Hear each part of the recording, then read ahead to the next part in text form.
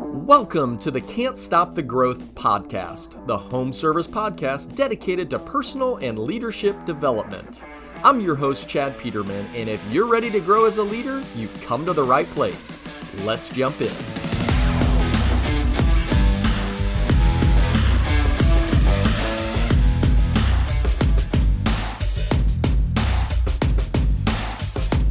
Hello and welcome to another episode of Can't Stop the Growth. I'm your host, Chad Peterman, and today we have a very special guest. Typically, we are talking to contractors, plumbers, heating technicians, different things like that.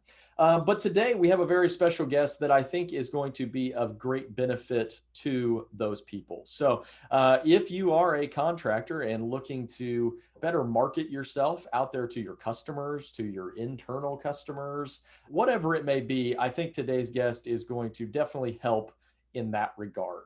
Without any further ado, would like to welcome the creator of Handwytten, David Wachs. Welcome to the show, David. Thanks so much for having me on, Chad. Really appreciate it. Yeah, absolutely. I'm excited to talk about your company and then really kind of connect the dots for listeners on how they might be able to utilize what you've created to help their business. Yeah, for sure. So I guess, David, before we get started, why don't you give listeners maybe a little bit of your background and then what you're into today.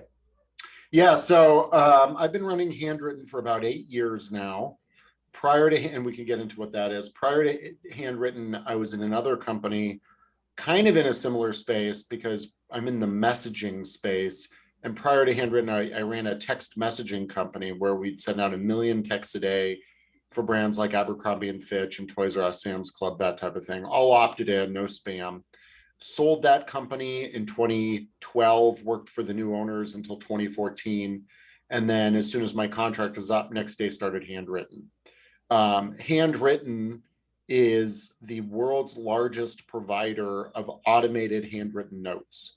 So what we do is if you want to send out a handwritten note to a new client or a client that just bought a new AC, whatever that is, or maybe a year later, send them a handwritten note reminding them to check in for service, we can automate that whole thing for you. It could be a card on your stationery that we'd print for you in-house here.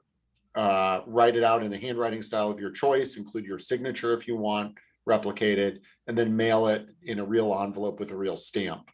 So we do that a couple different ways. People can go to our website and upload orders that way. That's really a really common way to do it. But we prefer when people integrate, and there's some software tools like Zapier that make that kind of easy, or we integrate with CRM systems so we can do it that way. And then once we get the orders, whether it's through the website or Zapier or whatever, we have an army of 175 robots. These robots we built ourselves, patented them. I wrote the software for them to give you any idea of what a geek I am. But these robots hold real pens, and then they write out your note and include all the variation you'd expect. So letters look different, spacing between lines looks different, all that type of stuff to create a really authentic look to make sure that your note gets noticed. And the end goal is when I left my last company, I felt like I was kind of part of the problem. The average consumer, or the average business worker gets about 100 emails a day. They spend 24% of their time just managing their email inbox. Then you add the text messages, the Twitter tweets, all that stuff on top. It's all just noise and a chore, and nobody really pays attention. But when you receive a handwritten note, not only does it get opened, not only does it, because it's like 3 times greater open rate than a printed note, it gets opened, it gets read, and it gets kept and savored, which is really unique for handwritten cards. They actually get kept and savored. Not an example from the HVAC world or electrical world, but not too different, is a piano tuner that we work with in Pennsylvania. He's in your house once a year to tune your piano. That's all your piano needs is once a year. And then after tuning your piano, he automatically sends you a handwritten note thanking you for that opportunity. A year later, when he comes back to tune your piano again, that handwritten note is often still sitting on the piano. So not only did they open it and read it, but they put it on display on their prized possession, which is in their fanciest room of their house. So it's kind of like, what other way are you going to break through and communicate with your customers in such an impactful, durable fashion, really? Yeah, absolutely. A whole lot to discuss there. I think the overarching theme is really connection with people. So often, in our society, it's, how do we make the next sale? How do we make the next sale? How do we make the next sale? Where, you know, businesses, I think, would be better, regardless of what business you're in, would be better on how do we, strengthen that relationship with our client. From your perspective, and obviously, a ton of experience, what in your experience have you seen, obviously handwritten notes being one of them, what are those means or techniques that brands are using to make better, create better, foster better relationships with customers? Well, I'm not on here to really sell Handwritten, my company, with a Y. There's HANDWRYTTEN. I'm really here to talk about the value of a handwritten note, which Yeah, is just old fashioned, sit down, write that handwritten note. If you can't do it, then yeah, use a company like us to help you with that. But I think handwritten notes go a long way today. I also think things like video mail, where there's a company called Bonjoro, Bonjoro, that also does that too. The reason why video mail is so impactful is not the gimmick that it's a video being emailed to you or anything like that. But what's impactful is that it seems hard to replicate. That video has your name in it. Hey, Chad, thanks so much for having me in today, blah, blah, blah. And it's somebody saying it. And they think that's unreplicable, which it is, just like they think a handwritten note is unreplicable. And because of that, the value that it's not just a spam email, that you took the time to sit down to record that video or write that handwritten note is just highly impactful.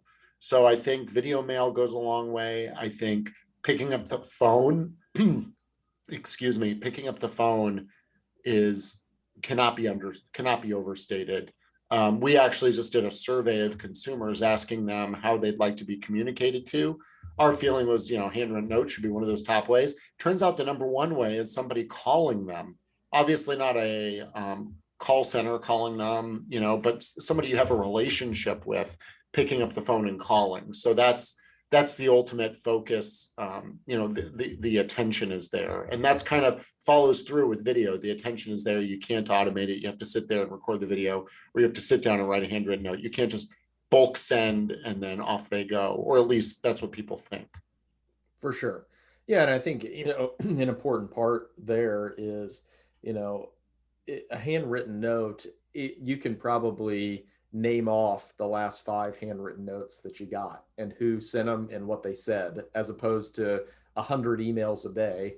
I Right. don't know who sent what. And, a short story, and I may have shared this on the podcast before, is that a mentor of mine once told me the power of handwritten notes. And, I guess I was young enough or impressionable enough. I just said, okay, well, if she said it, then by God, I better do it. Mm-hmm. And so I've made it a goal, probably over the last 3 years, to send out 4 handwritten notes a day. And it is amazing the impact that can have, especially as it relates to, specifically this podcast and growing your leadership capabilities. It doesn't always have to be that external customer.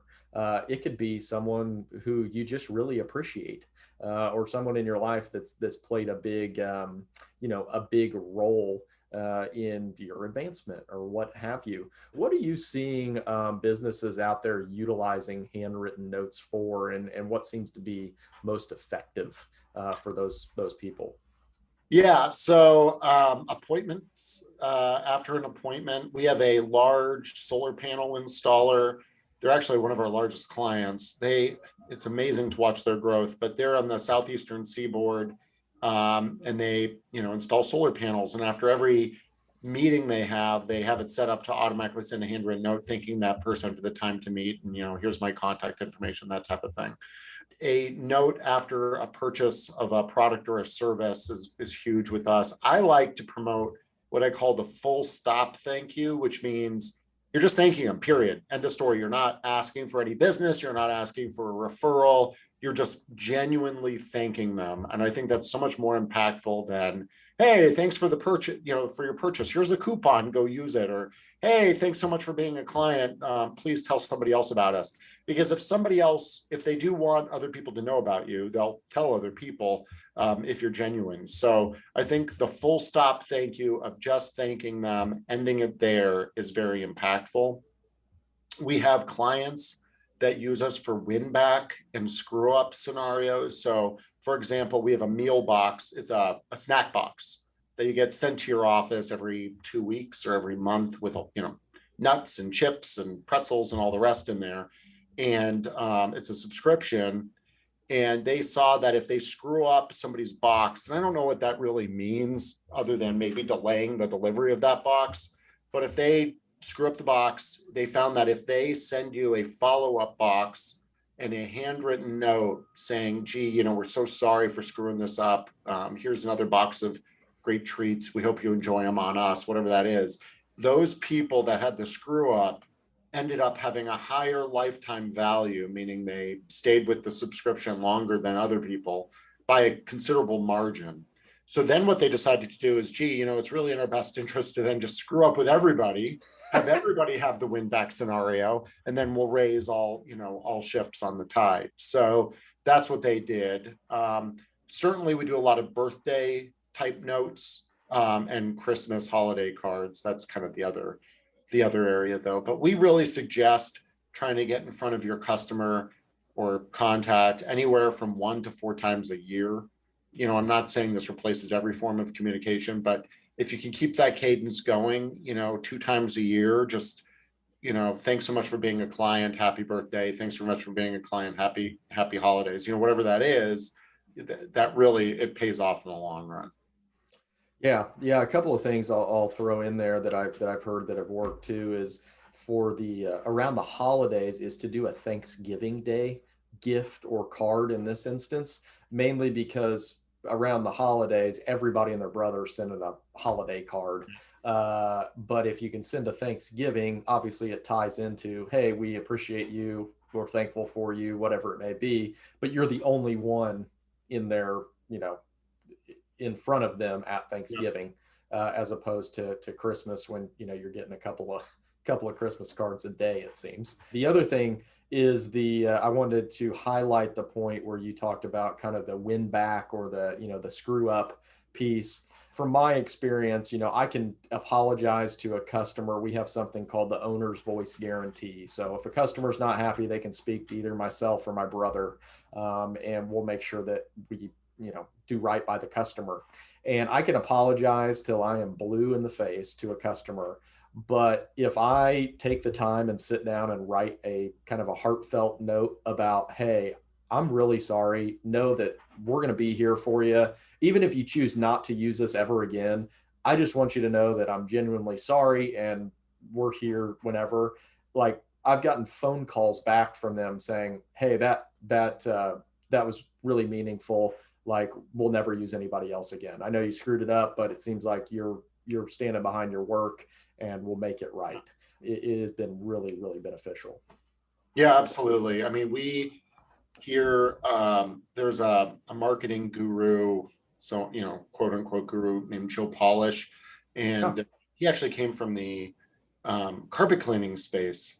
And he's got this thing called the Genius Network, and he talks about always offering a money back guarantee or advertising your money back guarantee, because he can't think of anybody, myself included, that if somebody pushes back, we'll just be like, you know what, we screwed up, take your money back, right? So but the problem is you might have a money back guarantee, a de facto money back guarantee, but you're not advertising yourself as having a money back guarantee. So now on our website at the bottom, it says the handwritten guarantee, and it provides a whole bunch of notice as to, if you're unhappy with your product for any purchase, we'll provide you a full guarantee. So we promote that. We promote the discussion like you have, where, maybe on the bottom of your site says, unhappy, call me directly. Here's my cell phone, whatever that is.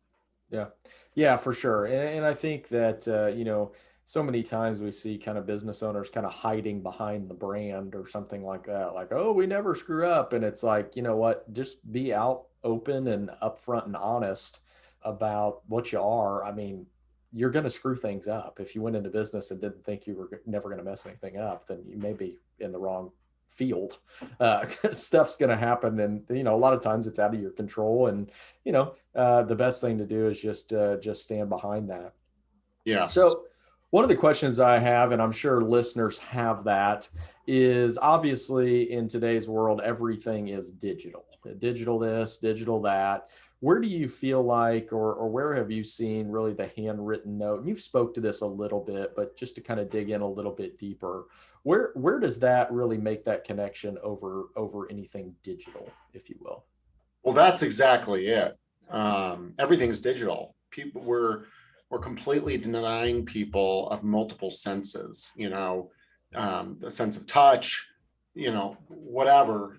With everything going digital, it really stands out that you've done something physical. When we started the company, we wanted to offer gift cards, and we go to these gift card vendors, for Starbucks or Amazon, and they say, oh yeah, just use a gift card code and put that on the note. We're like, no, the whole idea of what we offer is physical.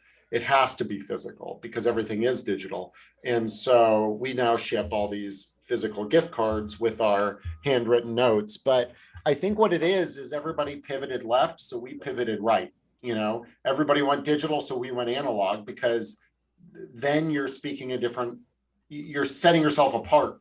You're just, do you want to be stuck in that pile with 100 emails a day? Or do you want to be in that pile with 4 handwritten letters a month? So, which one is going to get noticed? And that's kind of why. That's not to say digital is bad. I think you should use digital and text messaging and email and video mail and all that all the time, podcasting. But you shouldn't ignore other messaging channels and other ways to connect with that customer. So that's exactly why we do what we do.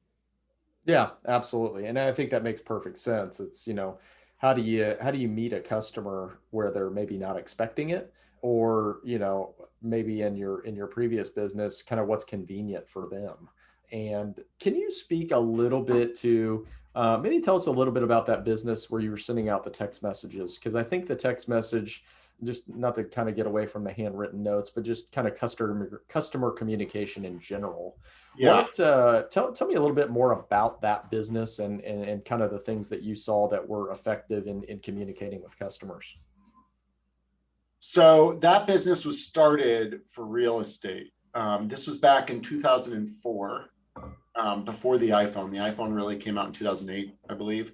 And you'd drive up in front of a house and you'd want info on that house, and there'd be an empty flyer box. There was no, then you'd call the realtor and he or she wouldn't answer the phone. So you'd be standing out in front of the house like, how do I get info? So what we did was we added what's called a rider, which is one of those little signs that hangs from the main real estate sign. It says, "Want info on this house, text house 5 to 30364, which was the phone number, and you would get info on the house. And then when you did that, you would get back text on the house, size, square footage, price, up to 3 photos, maybe it was 4, I can't recall. And then the realtor would capture a lead. So the realtor would then be able to follow up with you and try to, sell you that house or sell you another house. Quickly, I pivoted out of real estate. I found it, I still do, very hard to deal with realtors. So we created a second offering called Coupon Zap, which changed to Sell It Studio. And that offering was really to do outbound messaging campaigns. So our clients there were Abercrombie and Fitch, Toys R Us, Sam's Club, Tropical Smoothie Cafe, which is kind of like a Jamba Juice. And there it's really about mobile CRM, staying in front of the customer once a week, something like that, with a text message offer, inviting them in. I will say, I kind of drank the Kool-Aid on text messaging. I think it does work, or at least it did at the time. One of our clients was that Tropical Smoothie Cafe. I went into one of their stores in Norfolk, Virginia, when I was visiting a different client of mine, a For Rent magazine client. And I walked into the Tropical Smoothie and I said, "Hey, do you know anything about that text messaging program?" And the woman's like, "Yeah, I do." I said, "Oh, does it work for you?" And she said, "Does it work? before we send out a text message, they have to staff up their store because they'll literally have a line out the door and around the block for the smoothies, because text messages get read and then they get forgotten. So you have this very short window. You want to send somebody a really good offer, get them in right now, and then they get, that note gets forgotten. So for transactional messages like, hey, I'm on my way, or, get 10% off, 50% off this week only, something like that, text messages work great. The problem is, at least at the time, I was concerned that there was too much regulation coming down the pipe. Everything we did was opt-in. People would have to join the Abercrombie list or the tropical smoothie list, whatever, but people would claim they didn't opt in because they'd want to create a big class action lawsuit and sue us for millions of dollars. So that became a real risk, and it wasn't worth me running that business anymore. The other concern I had with it was just alternative technology, whether that's Twitter tweets or push notifications out of an app that might steer people away from the incremental costs of a text message. So those were kind of the things. That said, though, I think where texting has gone now and where QR codes have gone now is a much more pragmatic approach to the whole thing, where you get text messages for two-factor authentication when you log in your bank. You get texts reminding you of appointments, huge thing. QR code menus, all these things that make a lot more sense where they're not as gimmicky. And I think that's a good place for texting to go. Yeah, absolutely. And I think in our business and maybe for the listeners, where we've seen really text messaging work is just meeting that customer where they're comfortable conversating. It's not a, hey, we're running a special. It's more so, hey, would you like to schedule your appointment? Knowing that trying to get them on the phone when both people in the house work, or, they're everyone's busy or whatever it may be. Texting, you could be sitting at your desk, and if I text you and say, hey, can we come, tune up your furnace next Wednesday? Yeah, sounds good. Okay, perfect. I'll throw you on the schedule. We've just seen a lot of success there. And I think that is much like the handwritten notes. It's meeting your customer where they're comfortable. I think we all can do a better job of that. It's not, hey, how can I mass blast these customers and maybe they'll want to do business with me. Right. Yeah. Yeah. I completely agree. I think you have to be everywhere your customer is. And if that means, texting them in the middle of the day, great. If that means sending them a handwritten note for them to read that evening, great. I agree. Yeah, absolutely. What do you see anybody out there utilizing this handwritten technology in any other ways except for kind of the reminders, or just kind of maybe creative ways that you've seen people use it? I don't know how this plays to your clients or not, but we have some dog food, pet food brands that use us, and they'll send your pet a birthday card on their birthday and include a little hat with that birthday card, and then they invite you to take a picture of that dog wearing that hat and post it. So what they're doing is they're really trying to drive their viral user base and drive viral awareness of the pet food brand. We have coupons that go out. So while just like I said, send a full stop thank you. Around the holidays, some of our clients send out coupon codes that are unique to the handwritten note campaign at the very least. And those offers have a 15% redemption rate compared to their 3% redemption rate they typically see, so about 5 times greater. We work with car dealerships where they're trying to drive people into the dealership, and prior to using us, they use printed mail, just a printed letter, and they find that our handwritten notes are 23 times more effective at driving traffic than a printed letter. So, hey, come on in, or hey, we've got a new furnace or air conditioning unit we'd love you to talk to you about, please give us a ring, something like that. It doesn't get much more creative than that. And what we do now, we're not trying to be creative. We're trying to be CRM, customer relationship management. So, and when you do try to get too gimmick, at least for what we do, when we try to get too gimmicky, then it becomes too hard to keep up with.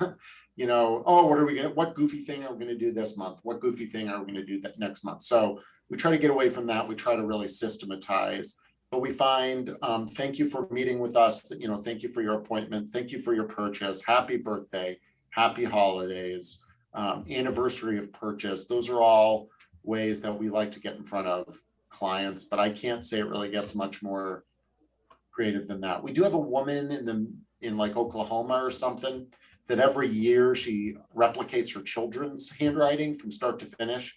And our replication process is very detailed. We take into account all the nuance and variation in letters and all that. So in the end, she's like tombstoning her children's handwriting over the years. Very expensive.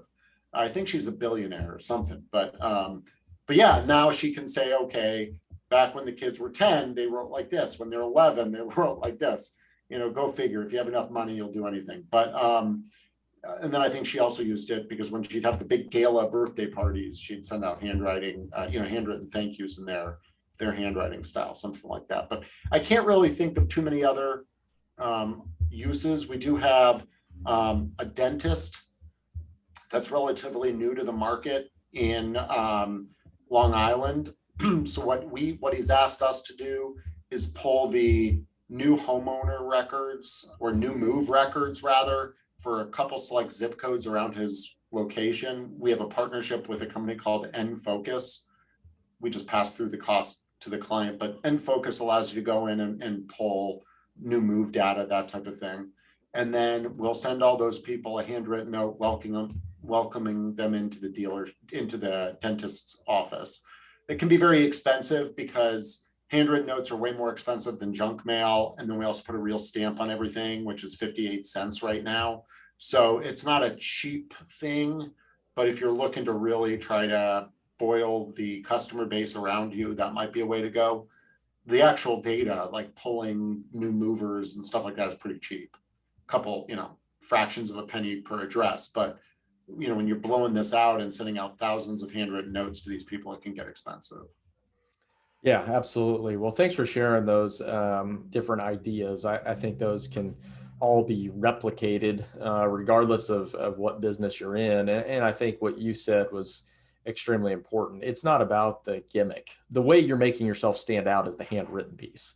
It's Right. not the offer. It's not the, do this, do that. Although I did think that the dog food is anytime that you can get a customer to switch from mediums, from in their mailbox to online to maybe making a call or whatever it is, you're making them the buy-in is much greater, as far as you're getting them to say yes to things. Oh yes, I will post this photo. Yes, I will put the hat on my dog, or whatever. I don't have a dog, but I'm sure that's fun. Well, I tell you what, David, as I can't thank you enough for a lot of the information that you've shared today. I think that the art of the handwritten note is something that I don't know that everybody will ever catch on to how effective it is, but that's probably a good thing for all of us. It's a good thing for Yeah. you. Yeah. If everybody was doing if everybody was buying what we were selling, we'd have a very ineffective tool. So Yeah. it's only effective as long as it's a rather niche offering. And yeah, so kudos to you for sending out those 4 notes a day. That's impressive. And congrats on your podcast. I was excited to be guest number 100 or 101. So thank you.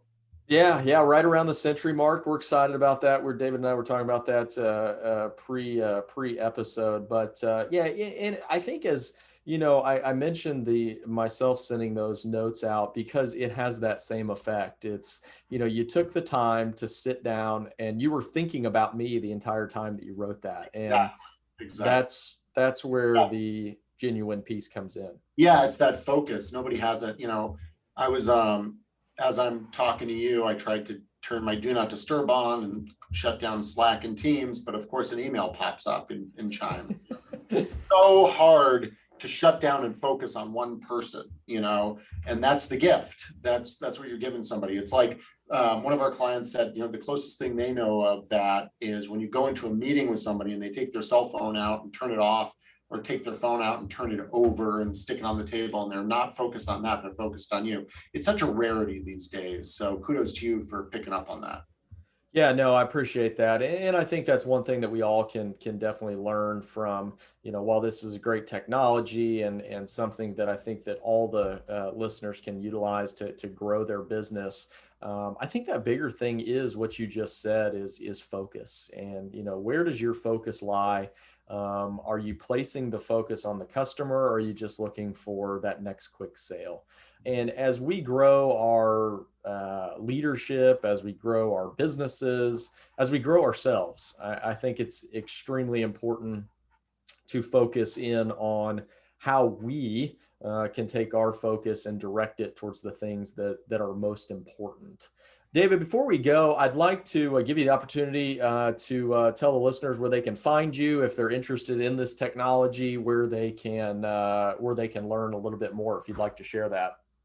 Yeah, and again, just pick out a piece of paper, start writing. I think you'll see the results are there. But if you want to go and go big and automate it, or not go big but still use a service like us, there's no minimum with us. Just visit handwytten.com, HANDWRYTTEN. If you use the code podcast when you sign up, you'll get $5 in credit, so you can go and send somebody a card. Or on the business tab at the top, there's you can click there and then request a whole bunch of free samples, see how it looks, so you can see if it fools you. And then, we'll give you a ring after you do that, obviously. But yeah, we'd love for people to check it out, see what they think for themselves, and hopefully start sending some handwritten notes. Yeah, awesome stuff. Thanks again, David. I really appreciate it. For all the listeners out there, again, Jared and I's quest for 250 positive reviews on the podcast is still in full swing. So if you found what David had to say was impactful and something you could use to grow your business or grow yourself, please do leave us a review so that Jared and I can celebrate at the end of the year. We have not planned our celebration yet, but we will get right on that. Again, for all you leaders out there, continue your growth journey. Hopefully today's guest and what he has created can help you, whether that be an outward expression of gratitude towards a customer, or an internal expression of gratitude towards someone on your team. Make sure that you are always showing gratitude. Gratitude equals growth. Thank you so much for listening. If you enjoyed what you heard, I would greatly appreciate if you would rate the show or share it with someone who might enjoy it. As the name suggests, we are always looking to grow, so let me know in the comments what you thought and if there is anything you would like to hear on future episodes. Come back again soon, and always keep growing out there.